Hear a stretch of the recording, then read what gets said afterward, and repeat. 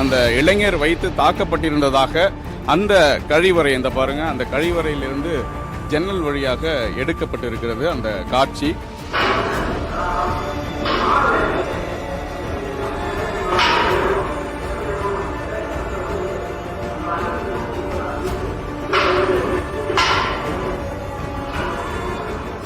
ஜன்னல் வழியாக தான் மறைந்து இருந்து பயந்து கொண்டே அந்த இளைஞர் பதிவு செய்திருந்த காட்சி. இங்கிருந்து செல்போனில் எடுத்து பதற வைக்கும் படி இந்த இடத்துல தாக்குதல் சம்பவம் நிகழ்ந்திருக்கிறது.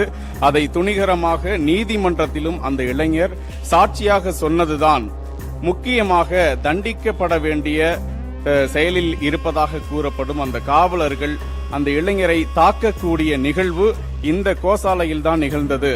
இறுதியாக அந்த இளைஞர் தாக்கப்பட்ட பிறகு இங்கிருந்துதான் அந்த இளைஞர் மருத்துவமனைக்கு ஒரு தலைமை காவலரால் அழைத்து செல்லப்பட்டார் என பதிவுகள் கூறுகின்றன. இந்த இடம் அந்த இளைஞர் இறுதியாக உயிரோடு இருந்த ஒரு பகுதி. அது குறித்த காட்சியும் வெளியாகி இருந்தது. மனதை வேதனை அடைய செய்திருந்தது. தொடர்ந்து பிஹைண்ட் வுட்ஸோட இணைந்திருங்கள். இந்த சுற்றுவட்டாரத்தில் என்ன நடந்தது என்பதை நேரடி கள ஆய்வில் இருக்கிறோம்.